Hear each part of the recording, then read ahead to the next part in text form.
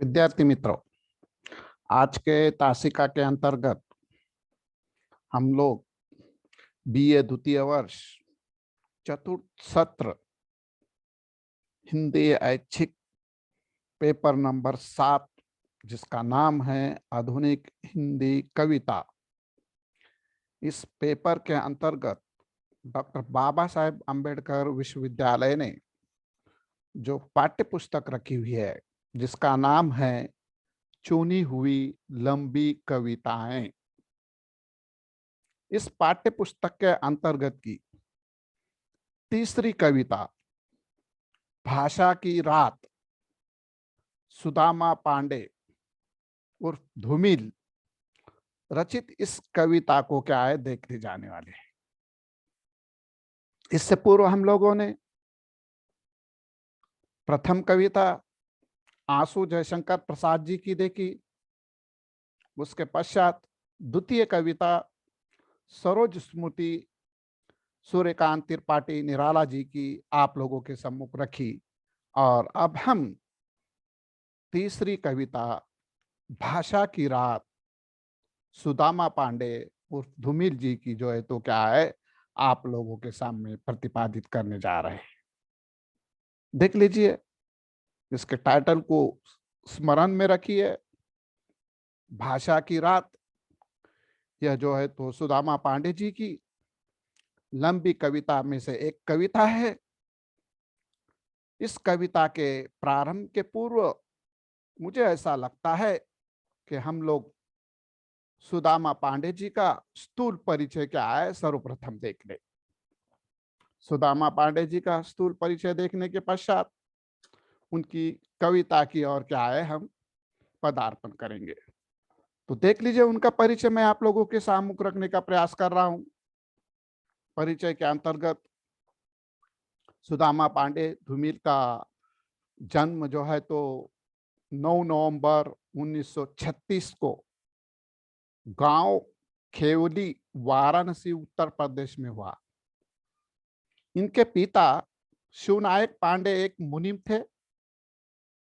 जब वे 11 वर्ष के थे तब उनके पिता का देहांत हो गया, जिस कारण उनका बचपन काफी संघर्षमय बीता। इनकी प्रारंभिक शिक्षा गांव खेवली में ही संपन्न हुई। 1953 में जब इन्होंने हाई स्कूल परीक्षा उत्तीर्ण की, तब वे अपने गांव के पहले ऐसे व्यक्ति थे जिन्होंने मैट्रिक पास की थी। देख लीजिए, यानी कि पहले मैट्रिक की परीक्षा पास करने का गांव से सम्मान प्राप्त करने वाले व्यक्ति कौन है? सुदामा पांडे जी है। आर्थिक स्थिति ठीक नहीं थी,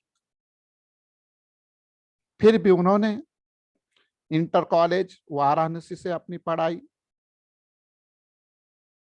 जो है तो प्रारंभ की, किंतु पढ़ाई बीच में ही छोड़ दी।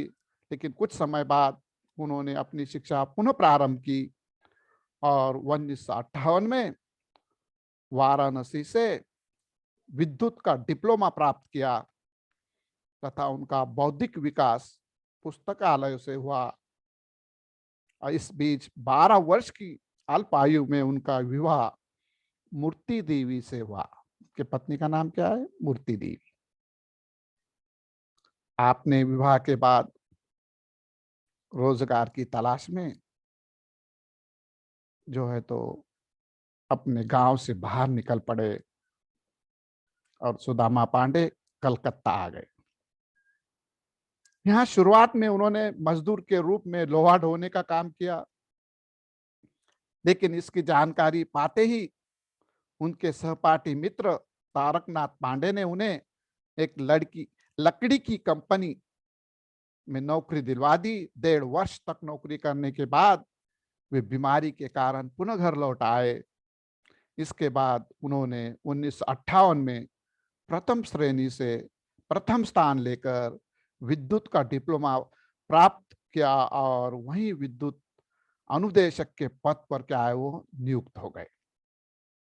फिर यही नौकरी वो पदोन्नति पाकर बलिया, बनारस, सहारनपुर में कार्यरत रहे और 1974 में इनका स्थानांतरण सीतापुर हुआ, लेकिन यहाँ वे अस्वस्थ बने रहे और हमें दिखाई देता है कि उनका स्वास्थ्य उन्हें अधिक समय तक साथ दे नहीं पाया। कुछ एक महीनों में ही उन्होंने जो है तो क्या है, इस भूलोक को त्याग दिया और उनकी जो है तो हमें दिखाई देता है कि मृत्यु 1974 में सीतापुर में नौकरी करते हुए सिर दर्द होने के कारण, ब्रेन ट्यूमर के कारण नवंबर 1974 में लखनऊ के किंग जॉर्ज मेडिकल कॉलेज में उनके मस्तिष्क का ऑपरेशन किया गया, जिसके बाद वे कोमा में चले गए। और इसके बाद 10 फरवरी 1975 को आप जो है तो इस लोक को छोड़कर भूलोक क्या है सिधार गए। इस प्रकार हमें इनका वैयक्तिक जीवन जो है उससे जो है तो क्या है हम अवगत होते हैं। सुदामा पांडे जी ने जो है तो जो रचनाएं वगैरह, काव्य संग्रह, कविताएं, यह हमें दिखाई देता है कि जो जो भी उनकी साहित्यिक कृतियां हैं वो जो है तो किस प्रकार से सृजन की, कम समय में उन्होंने हिंदी साहित्य जगत में अपना स्थान कैसे निर्माण किया, इसके ऊपर भी हम क्या है एक छोटी सी झलक रखते हुए इनके स्थूल परिचय को क्या है समाप्त करने का प्रयास करने वाले। तो कवि सुदामा पांडे धूमिल की काव्य संग्रह को यदि हम देखते हैं तो संसद से सड़क तक, कल सुनना मुझे, धूमिल की कविताएं, सुदामा पांडे का प्रजातंत्र, या जैसे कि हम अब उनकी लंबी कविता देख रहे है ना, तो लंबी कविता के अंतर्गत जैसे कि हमने देखा कि हमारे पाठ्यक्रम में डॉक्टर बाबा साहेब अम्बेडकर विश्वविद्यालय ने जो है तो भाषा की रात इस कविता का क्या है चयन किया हुआ है। अब भाषा की रात इस कविता का चयन किया, ये भी लंबी कविता है। उसी कोटि की कुछ इनकी और भी महत्वपूर्ण कविता है, जैसे कि मोचीराम, 20 साल बाद, पटकथा, रोटी और संसद, लोहे का स्वाद आदि इनकी जो है तो क्या है हमें दिखाई देता है कि प्रसिद्ध कविताएं हैं। और एक उनकी जो है तो हमें दिखाई देता है कि रोटी और संसद के अंतर्गत का एक छंद जो है तो बड़ा प्रसिद्ध और फेमस है। मुझे लगता है कि उसका विवरण यदि या उसका मैं जिक्र न करूं तो सुदामा पांडे का क्या है परिचय ही मैंने नहीं किया ऐसा मुझे लगेगा।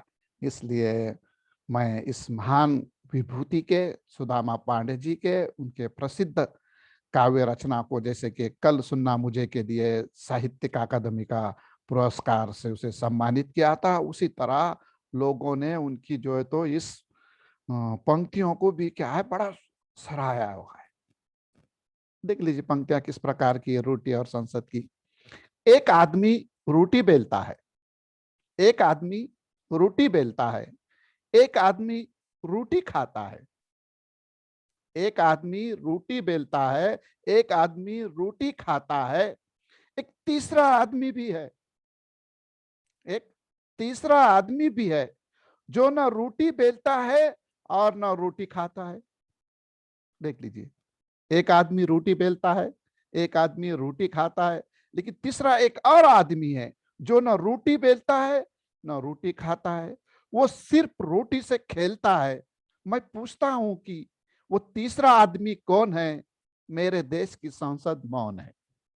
तो इस प्रकार मैंने मित्रों आप लोगों के सम्मुख सुदामा पांडे उर्फ धूमिल जी का स्थूल परिचय रखने का प्रयास किया। मुझे लगता है इतना परिचय उनका हमें जो है तो क्या है काफी है।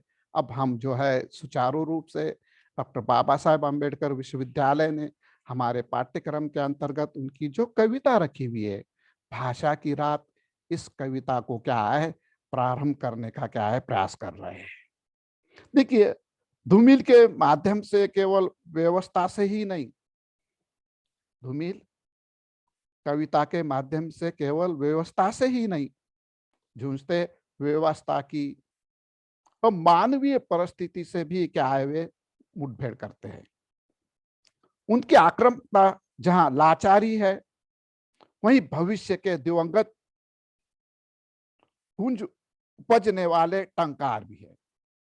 सामाजिक क्रूरता को घेराव में वे नए मानव मूल्य के लिए क्या है लड़ने भिड़ने वाले कवि है। एक जिम्मेदार रचनाकार की तरह धूमिल समाज की पशु वृत्ति पर क्या है करारा व्यंग्य कसते हैं और चोट करते हैं।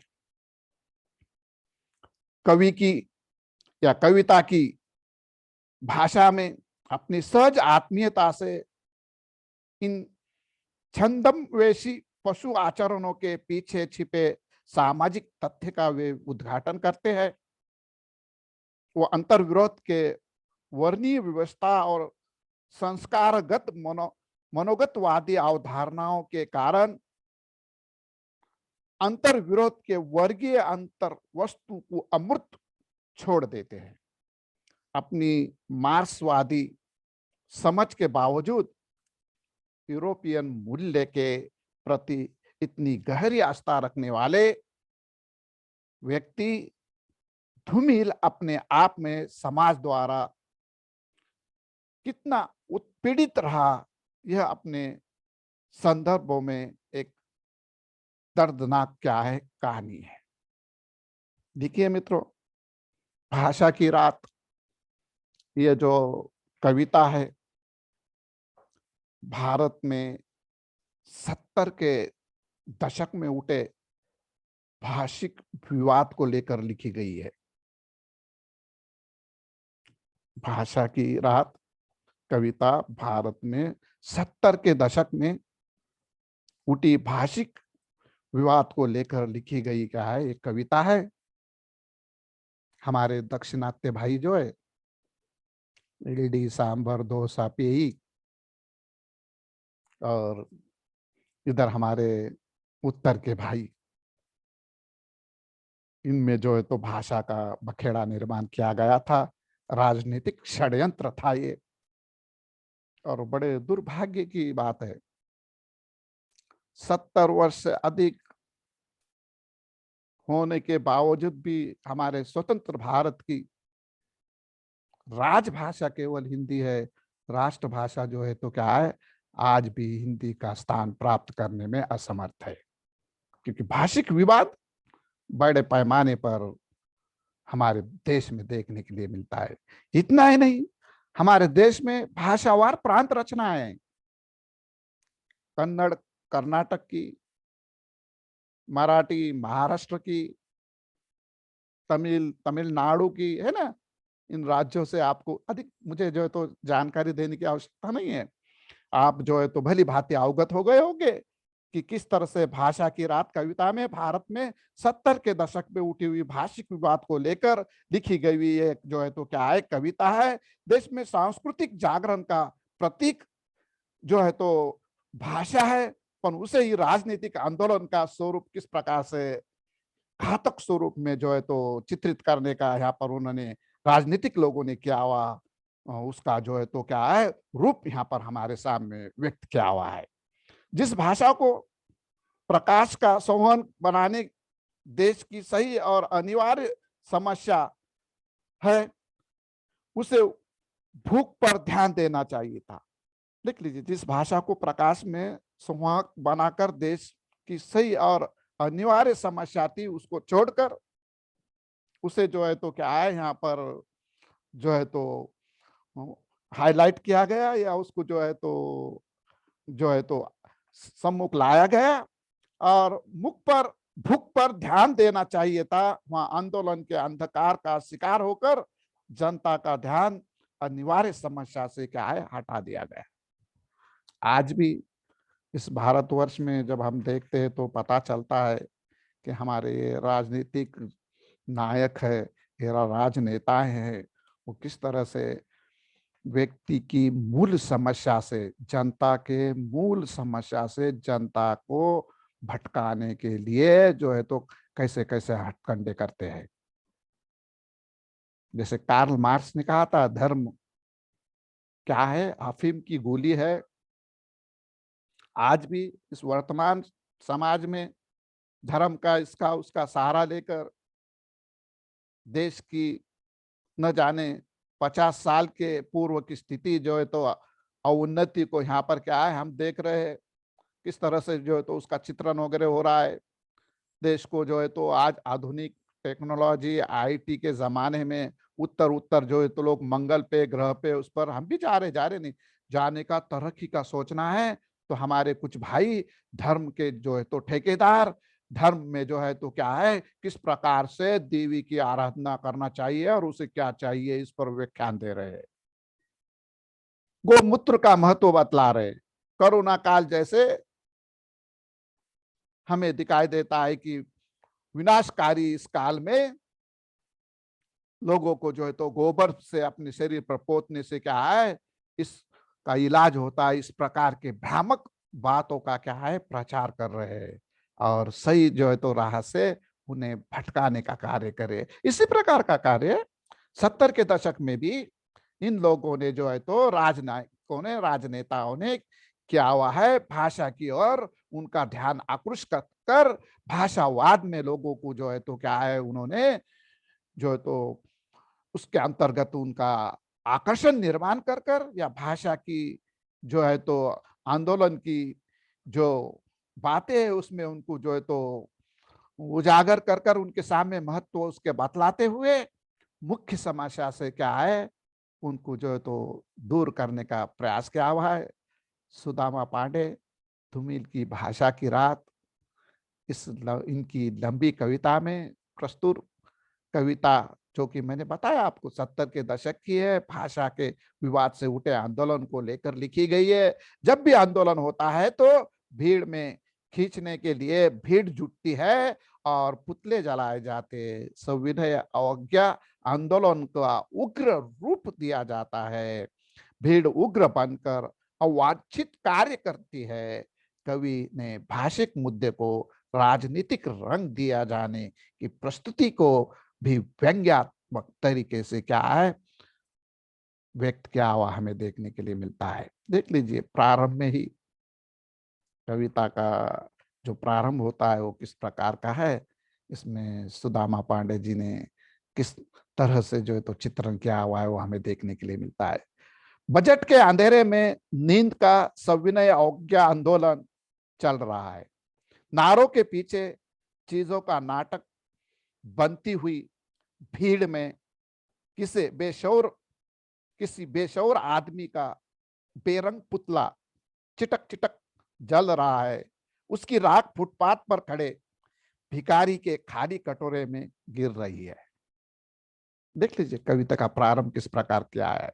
भाषा की रात के अंदर बजट के अंधेरे में नींद का सविनय अवज्ञा आंदोलन चल रहा है। यानी बजट से आदमी का या व्यक्ति का या समाज का या जनता का ध्यान हटाने के लिए इन्होंने क्या है भाषा को वहां पर लाकर रख दिया और नारों के पीछे चीजों का नाटक बनाती हुई भीड़ में किसी बेशौर आदमी का बेरंग पुतला चिटक चिटक जल रहा है।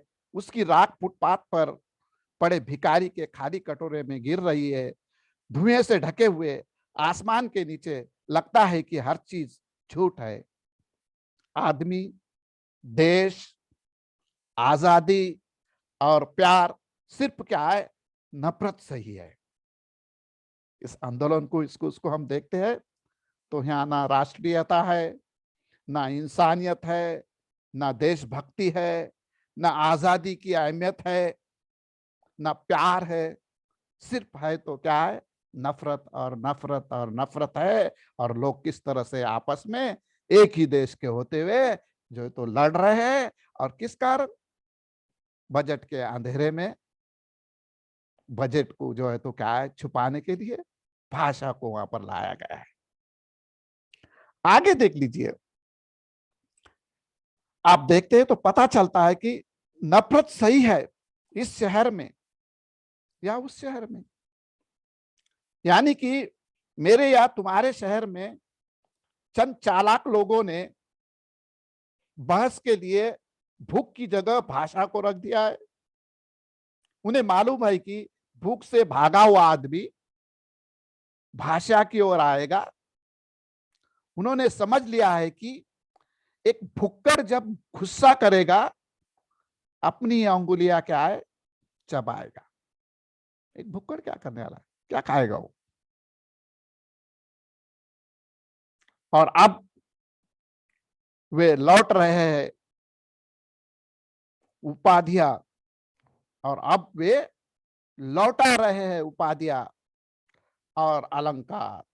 उत्तेजित पीड़ा का कवच धारण करने के लिए उनकी बनियानों के नीचे छिपी हुई है खूनी कटार। देख लीजिए किस तरह से ढोंग ढकोसला कर रहे हैं। अपने जो अभी डिग्रियां वगैरह उपाधियां जो उनको मिली हुई है वो जो है तो क्या है लौटा रहे हैं। अपने जो है तो तमंगे, जैसे हम देखते कि जो है तो यहाँ पर हमारी सरकार द्वारा जो है ना लोगों को जो उपाधियां दी जाती है ना, भारत रत्न जैसी उपाधि तक लोग लौटाने के लिए तैयार है। पद्मश्री, पद्म विभूषण, पद्म भूषण, है ना, या संसद पट्टू के दिए जो है तो संसद से दिए गए जो ये रहते हैं उपाधियां, वो जो है तो क्या है वापस करने के लिए जो है तो बैठे हुए। इतना ही नहीं, हमने इससे पहले वन रैंक वन पेंशन के अंतर्गत देखा कि भारत के जो सेवानिवृत्त फौजी है देश के लिए, जिसने अपनी जो है तो क्या है सेवा की है, ऐसे लोगों ने जो है तो वन रैंक वन पेंशन का नारा लगाया था। और न जाने कितने लोगों ने अपने तमंगे तमंचे जो पुरस्कार है वो जो है तो गवर्नमेंट को लौटा दिए थे। उसी प्रकार का यहाँ पर जो है तो इन्होंने भी क्या है अपनी उपाधियां वगैरह लौटाकर भीड़ को जो है तो क्या है अपना कवच बनाकर उनकी सहानुभूति प्राप्त कर उनकी बनियानों के नीचे छिपे हुए खूनी कटार इस बार फिर परोपकारी कलम में तब्दीली हो गई है। देख तो मुंह में राम बगल में छुरी वाला मामला यहाँ पर है। और लोग लिपियों के अंधे को राम में देखते ही देखते एक परिचित चेहरा किसी तत्सम शब्द की तरह अपरिचित हो गया है। तो विद्यार्थी मित्रों, आज के इस तासिका के अंतर्गत हम लोग धूमिल की कविता भाषा की रात, इस कविता के संवेदनाओं को, इतना ही नहीं तो इस कविता के माध्यम से कवि ने जो व्यक्त किया हुआ है उस व्यंग्य को, उसकी जो है तो किस तरह से उन्होंने भाषा की रात में भाषिक राजनीति को जो है तो स्वीकार किया हुआ है, वो राजनीति को, या अंततः हम कह सकते हैं कि इस कविता के आशय को क्या है रखने का हमने यहाँ प्रयास किया हुआ है। धूमिल पाठकों का ध्यान बजट की ओर खींचते हैं, उसके कारण समूचे देश में क्या है अंधकार का वातावरण है। वैसे लोगों की प्राथमिक समस्या केवल भूख गरीबी से जूझ रहे लोगों की समस्या न होकर ये खाते पीते लोगों के मस्तिष्क में उत्पन्न हुई हुई क्या है साजिश के तहत की एक समस्या है। इसलिए भाषा की इस समस्या के पीछे नाटक ही क्या है अधिक होता है। भाषा के इस नाटकीय आंदोलन के पीछे आदमी को न देश आजादी या प्यार ये सब क्या है छूट महसूस होने लगता है। और ये नफरत की राजनीति हमें यहाँ पर जो है तो भूखे लोगों की समस्याओं को या भूखों के स्थान पर भाषा को रखकर भूख पीड़ित भीड़ में क्या है नफरत की भाषा की और क्या है मोड़ने का और अपना उल्लू सीधा करने का क्या है यहाँ पर ये प्रयास करते हैं। उन्हें इस बात की जानकारी है कि भूखा आदमी गुस्सा होकर अपनी ही क्या है नुकसान कर बैठेगा। और उनका इसी में हित है।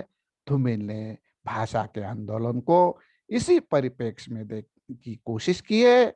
और चालाक राजनेता भीड़ को भड़काने के लिए अपनी उपाधियां पुरस्कार लौटा देते हैं और उसे उत्तेजित भीड़ को अपना संरक्षक कवच या कवच के रूप में क्या है इस्तेमाल करते हैं।